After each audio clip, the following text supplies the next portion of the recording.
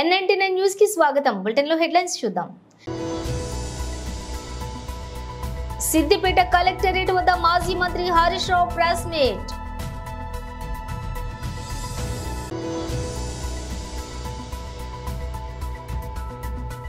Basheer BB దర్గాకు ర్యాలీగా బయలుదేరిన శ్రీ పవన్ కళ్యాణ్. పెన్షన్లపై జగన్ రెడ్డి కుట్రలు బట్టబయలయ్యాయి. బోండా ఉమా మహేశ్వరరావు మీడియా సమావేశం. పిఠాపురంలో ఆంధ్ర బాప్టిస్ట్ చర్చ్ నందు ప్రత్యేక ప్రార్థనలలో పాల్గొన్న శ్రీ పవన్ కళ్యాణ్.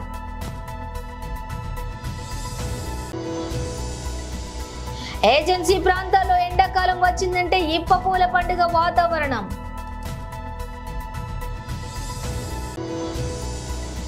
ఎండిపోయిన పంట పొలాలను పరిశీలించిన బీఆర్ఎస్ పార్టీ ప్రజా ప్రతినిధులు, పార్టీ నేతలు.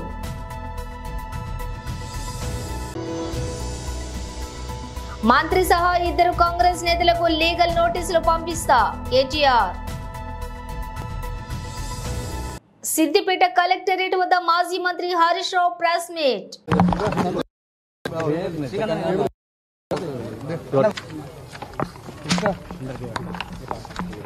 తీసుకోనికి ఎవరో వచ్చిందని తెలిసి రివ్యూ చేసుకుంటాం. పర్లు అవుతున్నట్టున్నావు కదా.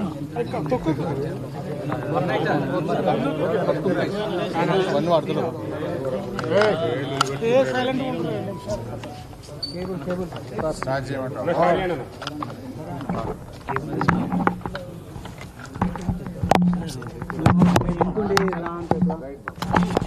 రాష్ట్ర ప్రభుత్వం యొక్క నీటి నిర్వహణలో వైఫల్యం వల్ల, రాష్ట్రంలో విద్యుత్ నిర్వహణలో లోపాల వల్ల రాష్ట్ర వ్యాప్తంగా లక్షలాది ఎకరాల్లో పంట ఎండిపోయి రైతులందరూ కూడా తీవ్రమైనటువంటి ఆందోళనలో ఉన్నారు.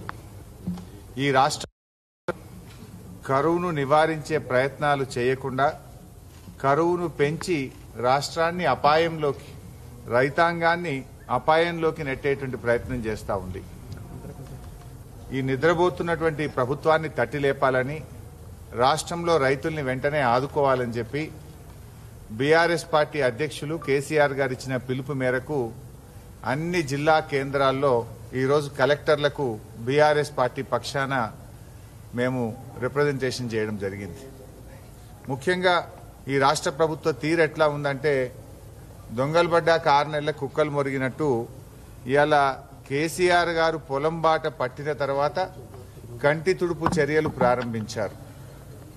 గతంలో కూడా మీరు చూశారు, కేఆర్ఎంబీ ప్రాజెక్టులను కేంద్ర ప్రభుత్వానికి అప్పజెప్పి నిద్రపోతున్నటువంటి ప్రభుత్వాన్ని తట్టిలేపింది, ఉద్యమాల ద్వారా ఈ ప్రభుత్వాన్ని కళ్ళు తెరిపించింది బీఆర్ఎస్ పార్టీయే.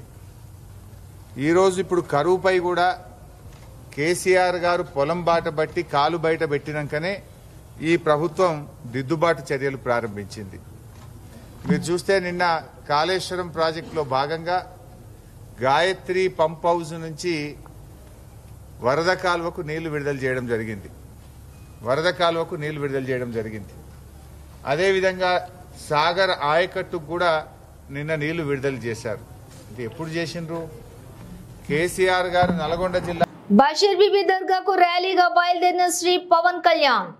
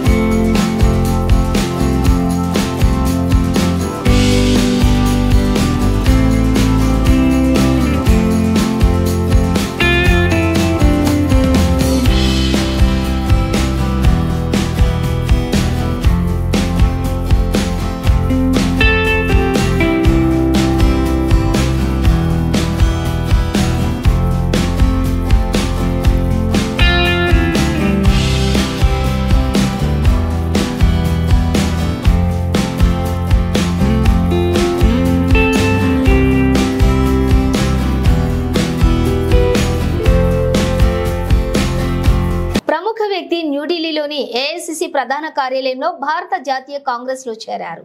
नमस्कार साथियों, वादे के अनुसार फिर से हम लोग हाजिर हैं। एक बहुत महत्वपूर्ण व्यक्ति को हमारे पार्टी में, हमारे परिवार में शामिल करने के लिए उनको आपके सामने बैठे हैं। मेरे साथ चिर परिचित हमारे बहुत पॉपुलर अध्यक्ष अखिलेश जी और हमारे सबके जो आशीर्वाद देते रहते हैं मोहन प्रकाश जी, हमारे दो विधायक साथी आनंद जी, संतोष जी औरंगाबाद से, और ये हमारे अजय निषाद जी, जिनका हम आज आपके सामने स्वागत करते हैं।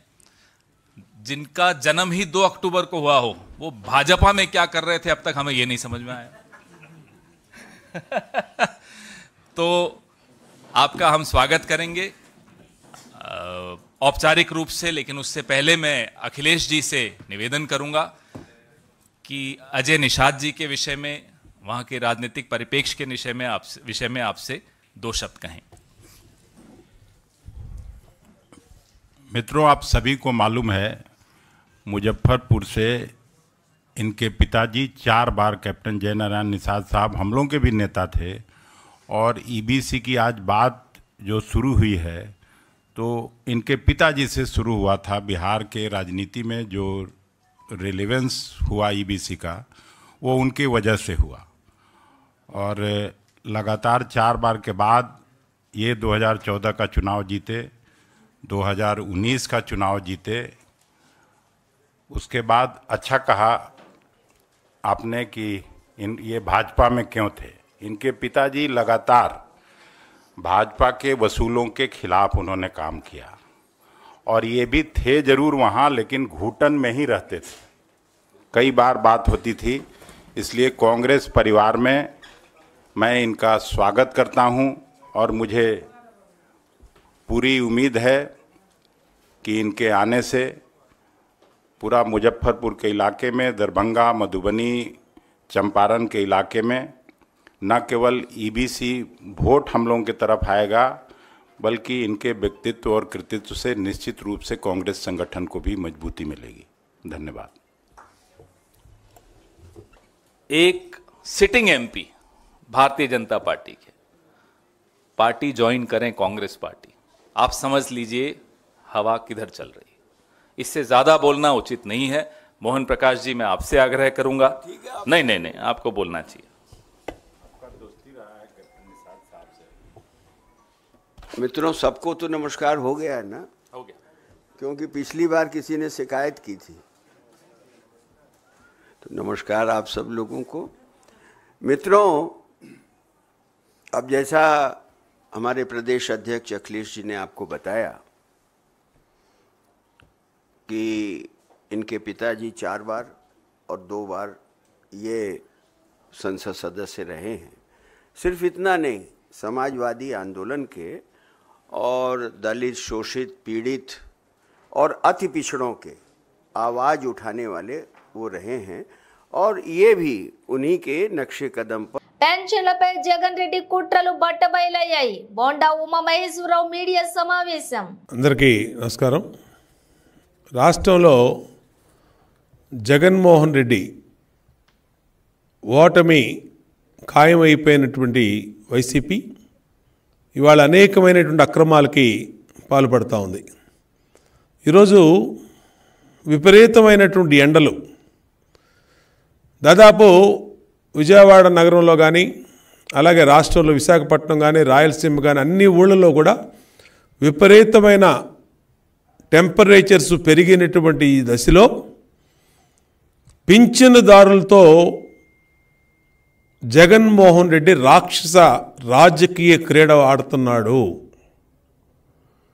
రాక్షస రాజకీయ క్రీడ, మామూలు కూడా దుర్మార్గులు. ఎందుకంటే తల్లి వయసు ఉన్నటువంటి పింఛన్లు, తండ్రి వయసు ఉన్నటువంటి పింఛన్లు, మరి వితంతువులు, అలాగే దివ్యాంగులు, కదలలేక ఇళ్లల్లో ఉండి ఇబ్బందులు పడుతూ నడవలేని వాళ్ళు, ఆఫీసులకు వెళ్ళి పింఛన్లు తీసుకునే వాళ్ళు, వీళ్ళందరినీ కూడా జగన్మోహన్ రెడ్డి రాజకీయ రాక్షస క్రీడలో బలైపోతూ ఉన్నారు.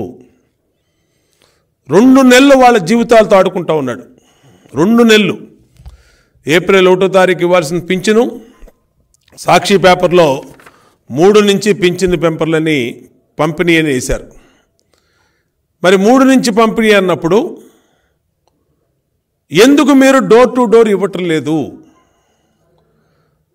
గతంలో ఇచ్చినటువంటి డోర్ టు డోర్ విధానాన్ని జగన్మోహన్ రెడ్డి ప్రభుత్వం ఎందుకు అమలు చేయటం లేదని డిమాండ్ చేస్తూ ఉన్నాం. ఈ ప్రభుత్వాన్ని అడుగుతా ఉన్నాం. ఈ ప్రభుత్వానికి కనీస మానవత్వం ఉందా అని అడుగుతా ఉన్నాం. ఎండలు మండిపోతూ ఉన్నాయే.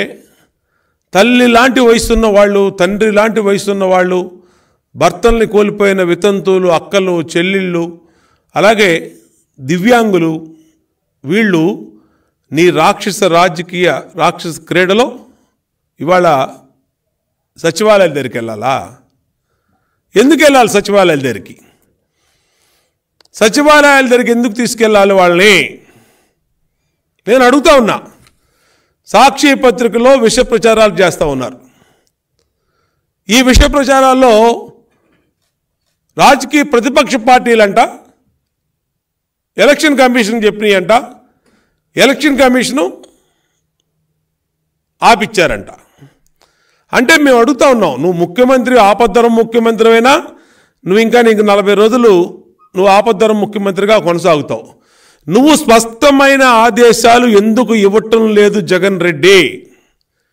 డోర్ టు డోర్ పింఛన్లు ఇవ్వమని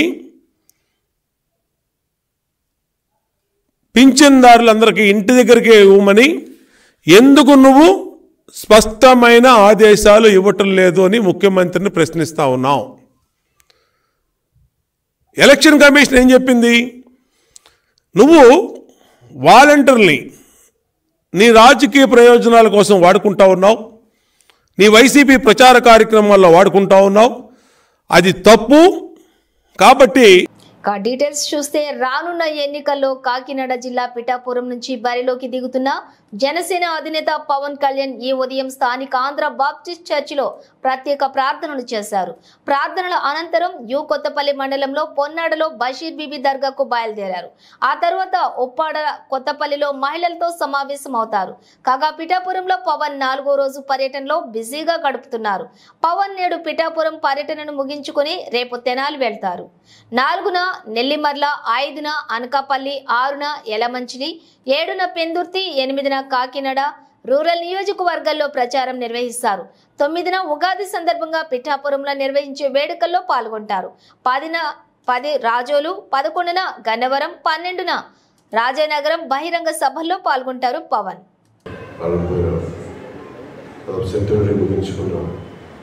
ఈ పురాతనమైన చర్చికి నేను నా ప్రార్థనలో గౌరవం తెలపడానికి వచ్చి రావాలని చెప్పగానే డాక్టర్ జి ఎలీషా బాబు గారు మనస్ఫూర్తిగా ఆహ్వానించినందుకు వారికి నా ప్రత్యేక నమస్కారాలు తెలియజేసుకుంటాము. అలాగే పాస్టర్ గారు బి థియోఫిలస్ గారికి నా హృదయపూర్వక నమస్కారం. ప్రెసిడెంట్ జి సాల్మన్ రాజ్ గారికి కూడా నా హృదయపూర్వక నమస్కారం. మనస్ఫూర్తిగా నా విన్నపాన్ని మన్నించి నాకు ఈ చర్చిలో ఈ ప్రార్థనలో పాల్గొనే అవకాశం కల్పించినందుకు ప్రత్యేక ధన్యవాదాలు, కృతజ్ఞతలు. భారతదేశం అన్ని మతాలకి సమానంగా ఆదరించే కదా. ఈ నాకు సంబంధించినంత వరకు ముఖ్యంగా క్రిస్టియానిటీ సంబంధించి చిన్నప్పుడు మా టీచర్ చెప్పిన మాటలో నేను చదువుతున్న మిషనరీ స్కూల్లో బైబిల్ సూక్తి నన్ను నడిపించాలి. తనని తాను తగ్గించుకున్నవాడు హెచ్చింపబడ్డాడు. ఆ ఒక్క సూక్తి మా ఇమాన్యుయల్ టీచర్ చెప్పింది నడిచినప్పుడు ఎప్పుడో 5వ క్లాస్లో గుర్తుండిపోయింది. అది చాలా ఒక దిక్సూచన అయిపోయింది. నేను భగవంతుడిని అన్ని రూపాల్లో మన విశ్వాసాలు, మత విశ్వాసాలను బట్టి ఒకటే భగవంతుడిని అనేక రకాలుగా చూస్తాం. ఆ విశ్వాసం భారతదేశం మనకి నేర్పించింది. అలాంటి నాకు పూర్తి యోగ మార్గంలో ఉంటే నాకు భగవంతుడు అన్ని రకాల్లో ఉంటాడని కనిపించడానికి పిఠాపురంలో చాలా ఎంతమంది బెత్లెహేం వెళ్ళుంటారో నాకు తెలియదు, కానీ నాకు ప్రత్యేకించి బెత్లెహేం వెళ్ళే అవకాశం లభించింది. దాదాపు ఒక 2007లో జీసస్ క్రైస్ట్ మీద సినిమా తీయాలి, దానికి సంబంధించి మీరు పాత్ర వేయాలి. ఈ కథ ఈ కాలంలో ప్రారంభమై జీసస్ జీవితాన్ని చూపించేది అనేది ఒక కథ స్క్రిప్ట్లో పట్టుకొచ్చారు సంగీతం శ్రీనివాసరావు గారు. కూర్చొని నేను వెళ్తున్నప్పుడు నన్ను ఇజ్రాయెల్ తీసుకెళ్ళాను. అది నాకు ఎంత ఆ సినిమా ఎందుకు ప్రారంభం అయింది అంటే స్టార్ట్ చేశారు కానీ అవ్వలేదు, కానీ అది నా కోసమే జీసస్ క్రైస్ట్ జన్మస్థలానికి నన్ను తీసుకెళ్ళింది ఆ ఒక్క అవకాశం. తెలంగాణ రాజకీయాలను ఫోన్ ట్యాపింగ్ వ్యవహారం కుదిపేస్తోంది. ఈ అంశంలో ప్రధానంగా బీఆర్ఎస్ వర్కింగ్ ప్రెసిడెంట్ కేటీఆర్ పై కాంగ్రెస్ నేతలు విమర్శలు గుప్పిస్తున్నారు. ఈ క్రమంలో ఎక్స్ వేదికగా కేటీఆర్ స్పందిస్తూ తీవ్ర వ్యాఖ్యలు చేశారు. తనపై అసత్య ఆరోపణలు చేసిన వారిపై చట్టపరంగా పరువు నష్టం దావా వేస్తానని చెప్పారు. నా పరువుకు భంగం కలిగేలా ఆరోపణలు చేసిన 2 కాంగ్రెస్ నేతలు ఓ మంత్రికి లీగల్ నోటీసులు పంపిస్తా, నిరాధారమైన సిగ్గుపడాల్సిన ఆరోపణలు చేసినందుకు వారు నాకు క్షమాపణలు చెప్పాలి, లేదా చట్టపరమైన చర్యలను ఎదుర్కోవడానికి సిద్ధంగా ఉండాలి. వాస్తవాలను తెలుసుకోకుండా వార్తలు రాస్తున్న న్యూస్ అవుట్లెట్లకు కూడా లీగల్ నోటీసులు పంపిస్తా అని ట్వీట్ చేశారు. తన ట్వీట్లో మంత్రి కొండ సురేఖ పేరును నేరుగా ప్రస్తావించకుండా ఒక మంత్రి అని కేటీఆర్ పేర్కొన్నారు. తన ట్వీట్ కు ఆంగ్ల వార్తా పత్రికలో వచ్చిన ఒక కథనాన్ని షేర్ చేశారు. ఏపీ ఎన్నికల్లో పోటీ చేయబోయే అభ్యర్థుల జాబితాలను కాంగ్రెస్ పార్టీ నేడు విడుదల చేయనుంది. ఏపీసీసీ అధ్యక్షురాలు షర్మిల నేడు కడప జిల్లాలో పర్యటించనున్నారు. ఇడుపులపాయలో తన తండ్రి వైఎస్ఆర్ ఘాట్ వద్ద ఆమె ప్రత్యేక ప్రార్థనలను నిర్వహించనున్నారు. అనంతరం అభ్యర్థుల జాబితాను ఆమె ప్రకటించనున్నారు. సాయంత్రం కడపలో ఇఫ్తార్ విందులో ఆమె పాల్గొంటారు. మరోవైపు కడపలో లోక్సభ స్థానం నుంచి షర్మిల పోటీ చేయబోతున్నట్లు తెలుస్తోంది. కడప నుంచి ఆమె అభ్యర్థిత్వాన్ని హైకమాండ్ ఖరారు చేసినట్లు సమాచారం. ఢిల్లీలోని ఏఐసీసీ ప్రధాన కార్యాలయంలో నిన్న కాంగ్రెస్ ఎలక్షన్ కమిటీ సమావేశం జరిగింది. ఈ సమావేశంలో సోనియా గాంధీ, రాహుల్ గాంధీ, మల్లికార్జున్ ఖర్గే, పార్టీ ప్రధాన కార్యదర్శి కేసీ వేణుగోపాల్, ఏపీ వ్యవహారాల ఇన్ఛార్జి మాణిక్యం ఠాగూర్, షర్మిల పాల్గొన్నారు. ఈ సందర్భంగా 117 అసెంబ్లీ స్థానాలు, 17 ఎంపీ స్థానాల అభ్యర్థులపై చర్చించారు. పొత్తుల్లో భాగంగా కమ్యూనిస్టులతో సర్దుబాటు నేపథ్యంలో ఇతర స్థానాలను పెండింగ్ లో ఉంచినట్లుగా సమాచారం. పిసిసి మాజీ అధ్యక్షుడు, మాజీ ముఖ్యమంత్రి, మాజీ మంత్రి రఘువీరారెడ్డి ఎన్నికల బరిలో లేరని తెలుస్తోంది.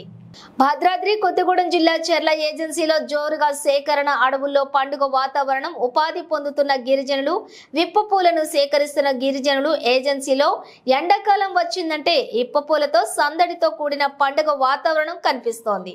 గిరిజనులకు చేతి నిండా పని ఉంటుంది. ఈ సమయంలో విప్ప చెట్లు విస్తారంగా పూస్తాయి. చిన్న పెద్ద తేడా లేకుండా గిరిజనులు విప్ప పూలను సేకరిస్తారు. తెల్లవారుజాము నుంచి అడవులకు వెళ్తారు. మార్చి నెల నుంచి ప్రారంభమయ్యే పూల సేకరణ మే చివరి వరకు కొనసాగుతుంది. సేకరించినటువంటి పూలను జీసీసీ సంస్థ వ్యాపారస్తులకు గిరిజనులు విక్రయిస్తారు. గిరిజనులు ప్రీతిగా సేవించే నాటుసారా, ప్రసాదాల తయారీ, ఆహారంలో విప్ప పూలను ఉపయోగిస్తారు. విప్ప పూలను ప్రకృతి అందించే వరప్రసాదంగా గిరిజనులు భావిస్తుంటారు. ఈ పూలతో ప్రతి ఏడాది 3 నెలలతో పాటుగా ఉపాధి పొందుతూ ఉంటారు. విప్ప పూల లభ్యమయ్యేది కూడా ఇలా ప్రతి ఏడాది మార్చి నెల నుంచి మే నెల చివరి వరకు మాత్రమే. విప్ప చెట్లకు విప్ప పూలు పూస్తూ ఉంటాయి. చర్ల మండలంలోని ఈ చెట్లు అధిక సంఖ్యలో ఉన్నాయి. విప్ప పూలు ప్రతిరోజు తెల్లవారుజాము నుంచే చెట్ల నుంచి కింద పడుతూ ఉంటాయి. ఈ క్రమంలో గిరిజనులు అక్కడికి చేరుకుని పూలను సేకరిస్తూ ఉంటారు. అనంతరం బుట్టల్లో వాటిని నింపుకొని ఇళ్లకు తరలిస్తారు. వాటిని ఎండలో ఆరబెడతారు. అనంతరం వాటిని నిల్వ చేస్తారు. మండలంలోని పలు గ్రామాల్లో ఈ పూల సేకరణ ఎక్కువగా ఉంటుంది. సేకరించినటువంటి విప్ప పూలతో గిరిజనులు ఎక్కువగా సారా తయారు చేస్తారు. ముందుగా పూలను నీటిలో నానబెడతారు. అనంతరం మట్టి కుండలో పోసి ఉడకబెడతారు. ఇదే క్రమంలో విప్ప పూల నుంచి తెల్లటి ద్రావణంలో సారా బయటకు వస్తూ ఉంటుంది. ద్రావణాన్నే గిరిజనులు ఇప్ప పూలతో సహా పువ్వుతో సారా తయారు చేస్తూ ఉంటారు. తర్వాత ఇప్పకాయ సీజన్ వస్తుంది. గిరిజనులు వాటిని సేకరించి గానుగలు, మిల్లెల వద్దకు తీసుకుని వచ్చి ఇప్ప బద్దను నూనెగా ఆడిస్తారు. గిరిజనులు ఆ నూనెను ఉడకబెట్టి వంట నూనెగా వాడతారు. నెడమనూరు మండలంలోని వేంపాడు గ్రామంలో ఎండిపోయిన పంటలను బీఆర్ఎస్ పార్టీ ప్రజా ప్రతినిధులు, పార్టీ నేతలు రైతులతో కలిసి ఎండిపోయిన పొలాలను పరిశీలించారు. ఈ సందర్భంగా ఎమ్మెల్సీ మాట్లాడుతూ 2014 నుండి 2023 వరకు టీఆర్ఎస్ ప్రభుత్వం మాజీ ముఖ్యమంత్రి వర్యులు కేసీఆర్ నేతృత్వంలో వరుసగా సంవత్సరానికి 2 సార్లు పంటలకు సక్రమంగా నిర్వహించి ఈ ప్రాంత వ్యవసాయ రంగాన్ని, రైతాంగాన్ని కాపాడిన ఘనత కేసీఆర్ అని, 506, 507 అడుగుల వాటర్ లెవెల్ ఉన్నటువంటి క్రమంలో కూడా నీరును విడుదల చేసి రైతుల పక్షాన నిలబడిన ఏకైక నాయకుడు కేసీఆర్ అని, రైతులు బాగుంటే రాష్ట్రం బాగుపడుతుంది అని, రైతుల మీద, రైతుల సమస్యల మీద అవగాహన ఉన్నటువంటి కేసీఆర్ రైతులను కాపాడుకోవాలని, ఒక గుంట కూడా ఎండిపోకుండా పంటలను కాపాడిన ఘనత కేసీఆర్దే. కాంగ్రెస్ ప్రభుత్వంలో నష్టం పోయినటువంటి రైతులకు నష్టపరిహారం చెల్లించాలని ప్రభుత్వాన్ని డిమాండ్ చేశారు. అదేవిధంగా రేపు నల్గొండ జిల్లా కేంద్రం శ్రీ లక్ష్మీ గార్డెన్స్ లో జరిగే నల్గొండ పార్లమెంట్ సన్నాహక సమావేశంలో నాగార్జున సాగర్ నియోజకవర్గం బీఆర్ఎస్ పార్టీ శ్రేణులు, పార్టీ ప్రజా ప్రతినిధులు, కార్యకర్తలు, అనుబంధ సంఘాలు హాజరై విజయవంతం చేయాలని కార్యకర్తలను కోరారు. ఇటు కార్యక్రమానికి BRS party working president KTR హాజరవుతున్నారని తెలిపారు.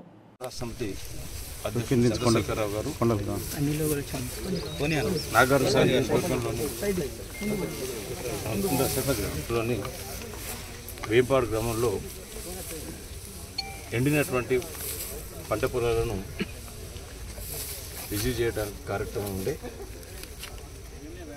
సరే, కొన్ని అనివార్య కాలం వల్ల అక్కడనే సమయం సరిపోక ఇప్పుడే మాకు తెలిసినటువంటి విషయం. ఇక్కడికి రాలేకపోతున్నందుకు చింతిస్తున్నామని చెప్పమని వారి ఆదేశాల మేరకు ఈ ప్రాంత రైతాంగాన్ని తెలియజేస్తున్నాం. ఇంత పెద్ద ఎత్తున కేసీఆర్ గారికి వ్యవసాయ రంగంలో ఉన్నటువంటి సమస్యలు, రైతు సమస్యలు తెలియజేయడానికి నాగార్జున సాగర్ నియోజకవర్గం ఊళ్ళో నుండి వచ్చినటువంటి రైతాంగానికి విషయం తెలియజేయాలని చెప్పినారు. సరే, ప్రకృతి సహకరించక ఎండ తీవ్రత ఎక్కువగా ఉండి భూగర్భ జలాలు అడిగి ఉండిపోయినటువంటి పరిస్థితి మనం చూస్తున్నాం. రైతులు వాళ్ళకు ఉన్నటువంటి ఏదో ఒక వనరులతోటి పొలాలను నాట్లేసుకున్నారు. సరే, పెరిగినాయి. అవి ఒక 2 తల్లు ఇస్తే, ఇప్పుడు మనం ఉన్నటువంటి పొలం 14 ఎకరాల పొలం, 2 తల్లు కనుక నీళ్ళు ఇస్తే ఎకరానికి 50 బస్తాలు ధాన్యం పండేటువంటి పరిస్థితి. మరి పెట్టుబడి పెట్టి ఇంకా 2 తల్లు నీళ్ళు ఇవ్వలేనటువంటి నిస్సాయ స్థితిలో ప్రభుత్వం వ్యవసాయ రంగానికి, రైతులకు తీరని అన్యాయం చేసింది. ఇదే 2014 నుండి నేటి వరకు కూడా టీఆర్ఎస్ నేతృత్వంలో ఉన్నటువంటి ప్రభుత్వం, మన మాజీ ముఖ్యమంత్రి చంద్రశేఖరరావు గారు వరుసగా సంవత్సరానికి 2 పంటలకు సక్రమంగా నీళ్ళు అందించి ఈ ప్రాంత వ్యవసాయ రంగాన్ని, రైతాంగాన్ని కాపాడుకున్నాడు అనేటువంటి విషయం మనందరికీ తెలుసు. మరి ఈ దఫా ఇటువంటి వాటర్ లెవెల్స్ ఈ 506, 7 ఉన్నటువంటి పరిస్థితుల్లో కూడా ఏదో పద్ధతిలో నీరు డ్రా చేసి రైతును కాపాడుకోవాలనే ఉద్దేశంతో వ్యవసాయ రంగాన్ని కాపాడుకోవాలి, రైతు బాగుంటేనే రాష్ట్రం బాగుంటుంది, దేశం బాగుంటుంది అని చెప్పి రైతు సమస్యల మీద అవగాహన ఉన్నటువంటి ఆనాటి ముఖ్యమంత్రి గారు రైతాంగాన్ని కాపాడుకున్న ఒక గుంట కూడా ఎండిపోకుండా పంటలను కాపాడినటువంటి చరిత్ర కేసీఆర్ గారికి సొంతమైంది. మరి ఇప్పుడు నేటి పాలకులు వ్యవసాయ రంగం మీద కానీ, రైతాంగ సమస్యల మీద కానీ అవగాహన లేదనడానికి ఇంతకన్నా నిదర్శనం అవసరం లేదు. ఇదే వాటర్ లెవెల్స్ నాగార్జున సాగర్ ప్రాజెక్టులో ఉన్నప్పుడు మేము పంటలు కాపాడినాం. మరి అంతకన్నా మీకు వాటర్ లెవెల్స్ ఎక్కువనే ఉన్నాయి. రైతాంగాన్ని 2 తల్లు నీళ్ళు ఇచ్చి కాపాడలేదంటే మీకు రైతాంగ సమస్యల మీద, నీరును ఏ విధంగా వాడుకోవాలనే దాని మీద కూడా కనీస అవగాహన లేదు మీకు మంత్రులకు అనేటువంటి విషయం అర్థమవుతుంది. మరి పాలనా దక్షత గౌరవ మాజీ ముఖ్యమంత్రి చంద్రశేఖరరావు గారు పరిపాలించినటువంటి తీరు, వారికి ఉన్నటువంటి పాలనా దక్షత మీకు లేదు అనేటువంటిది యావత్ తెలంగాణ రైతాంగానికి తేటతెల్లమైంది. ఇప్పుడు జరిగిపోయిన నష్టాన్ని ఏ విధంగా మీరు లెక్కలేసి రైతాంగాన్ని కాపాడుకుంటారో దాన్ని మీరే నిర్ణయం తీసుకొని రైతులను కాపాడుకోవాల్సిన అవసరం ఉందని చెప్పి ఈ ప్రభుత్వాన్ని డిమాండ్ చేస్తూ యావత్ తెలంగాణ రైతాంగాన్ని కూడా ఆ పాలనకు, ఈ పాలనకు, ఆ ముఖ్యమంత్రి గారికి, ఈ ముఖ్యమంత్రి గారికి ఉన్నటువంటి పాలనా దక్షత, రైతాంగం మీద, వ్యవసాయ రంగం సమస్యల మీద పరిష్కారం చేయాలనేటువంటి చిత్తశుద్ధి, అవగాహన ఎవరికి ఉందో బేరీ చేసుకోవాల్సిందిగా తెలంగాణ రైతాంగానికి విజ్ఞప్తి చేస్తూ రైతుల సమస్యల మీద అవగాహన లేనటువంటి ఈ ప్రభుత్వాన్ని మీరు గమనించవలసిందిగా విజ్ఞప్తి చేస్తూ పంట నష్టపోయినటువంటి దాదాపు 2.5-3 లక్షల ఎకరాల పంట నష్టం జరిగింది. మరి ఏ విధంగానైనా ఈ రైతాంగాన్ని ఆదుకోవాల్సిందిగా మీ ద్వారా ప్రభుత్వాన్ని డిమాండ్ చేస్తాం. బులెటిన్ ముగించే ముందు హెడ్లైన్స్ మరోసారి.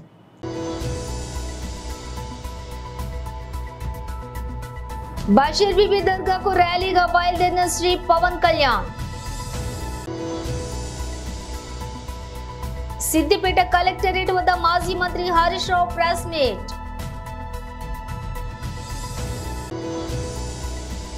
పెన్షన్లపై జగన్ రెడ్డి కుట్రలు బట్టబయలయ్యాయి. బోండా ఉమా మహేశ్వరరావు మీడియా సమావేశం.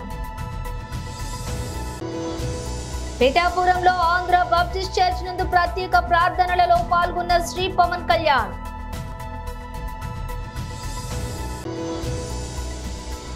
ఏజెన్సీ ప్రాంతాల్లో ఎండాకాలం వచ్చిందంటే ఇప్ప పూల పండుగ వాతావరణం.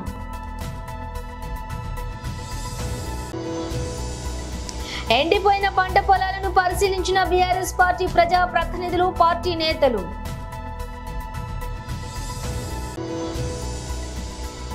మంత్రి సహా 2 కాంగ్రెస్ నేతలకు లీగల్ నోటీసులు పంపిస్తా కేటీఆర్. ఇవి ఇవాల్టి బులెటిన్ విశేషాలు. మరో బులెటిన్తో మళ్ళీ కలుద్దాం.